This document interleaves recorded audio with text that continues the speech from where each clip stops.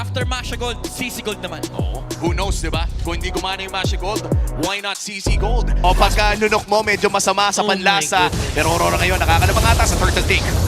Ayun, pumawas na si Brusco. May batang likuran, napakita ultimate mula kay Yue. Nakuha pa rin naman ni Demon kahit yung pagong late sa aksyon. Si King Kong, dalawa ang makakuha ng Aurora. Isam Chin tapos fighter ka dun sa may gold lane. Gusto mo makuha yung mga first turtle. Oh, nahuli nila si Light dito with a title strike mula kay Brusco. Yung Onyx, pero get Demon Kite, hawak na yung pagong dito, Kirk. Binabaril-baril niya Sige, Yue. And makukuha ni Demon Kite yung pagong, pero lumalaban pa ang Onyx. Flicker mula dito kay Brusco. Naabot na si Demon Kite, hindi nakapag-puncture out. SOD mula kay Demon Kite. Papasok ba? Nandito rin Moscow sa may batang unahan. Double kill para kay Edward. Tumumba pa si Super Prince. That could be the dream. Ang pinakamalaking question mark is kaya ba? Oh my goodness. Hinintay. Oh my Yung God. tidal strike. Pinalabas yung puncture muna. Brusco lumalaban pa rin. Pero SOD mula kay Dominic Kite. Pumasok sa tatlo. Aray ko po, aray ko po. Na-flicker si Kirk para my maabot. God. Yung Moscow sa may bandang likuran. Pero nanlano pa si Kirk. Lumaban si Super Prince. Nag-dash in. Pero napakakunat. Damage increase yung Ionic Edge. Depende sa kanyang passive.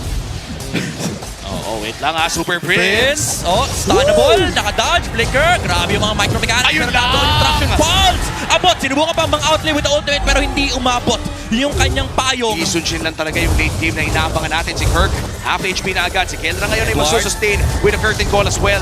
Babagsak na ang inhibitor turret. Super Prince, no flicker is available. Ora, yun ang pastong Lord. Sa SOD, di tatama. Pero si Lord Men tsaka si Edward, yun lang kalaban ng Onyx actually. Grabe si Edward Men, tinetesting niya yung damage shot, tinetesting niya yung kunat na. May Sabi Fury niya, pa. napakakunat ko pala. Pero ito, tinetesting. Ay! Ayun, nag-purify.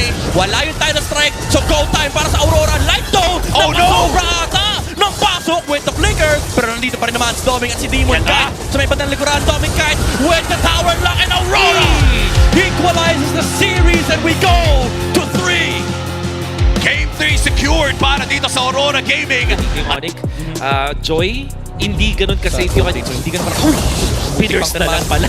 Pero yun na nga, na-burst ng Aurora. Pero that is steal from Demon Kid. Actually, that was good. Turtle control mula sa Aurora and Brusco. Tutong pa ata, tinamaan pa ni Edward dito with the Lapu-Lapu revitalized para kay Light. Ito na yung kabayo ng Aurora. Pero niyoyoyo siya ni Kirk. May damage mula kay King Kong. Nasaan yung Traceless? Hindi aabot. Matakatampo pa. Glorious pathway palabas. And to be fair, no, yung mga early game team fights pala ng isang Let's go. Lapu-Lapu. Pero teka lang, si Light mukhang dadambuhin na at mukhang mabibigyan pa. Babagsak ng ganun lang at si King Kong ay makakatakas pa. Demon Kite! Please, Demon Kite, nandun sa ilalim. Makakatakas pa nga ba mukhang hindi na. 2 for 1 trade. At may laban pa nga sa baba. Oo, mga hindi pa ginamit yung Purify, no? Pero si Light ngayon, half HP. Edward papasok. Here comes the Midward manipulation. Talon mula kay Edward Vengeance. Sapat pa. Hoy! Makakatakbo. Market breaker. Pero nandun pa rin naman yung flicker and as well as the last hit mula kay Yue.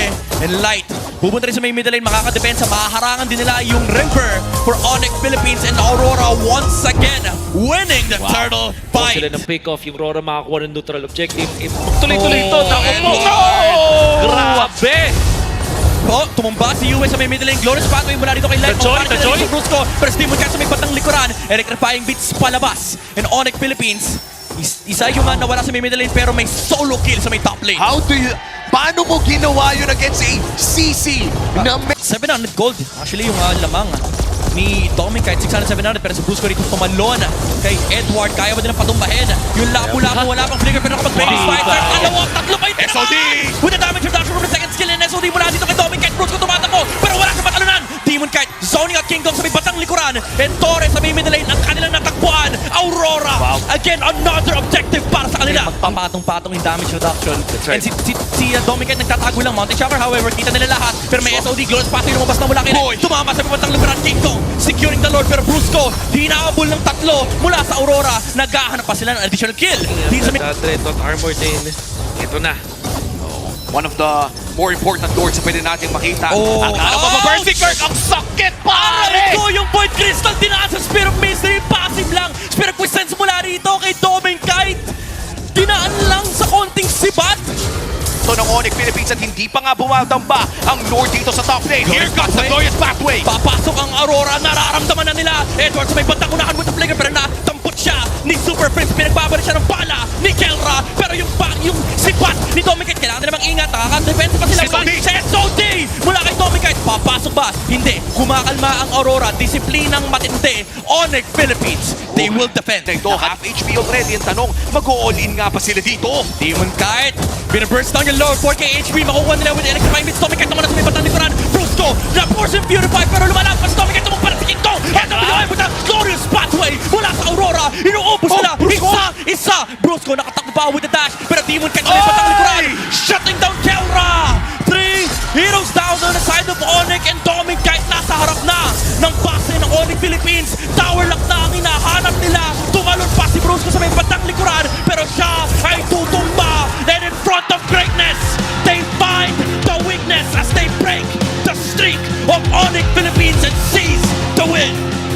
Back-to-back wins for Aurora Gaming. Kahapon ay pinatumba nila ang MSC defending champions. Ngayon naman ay papatumbayin nila ang defending M-Series champions.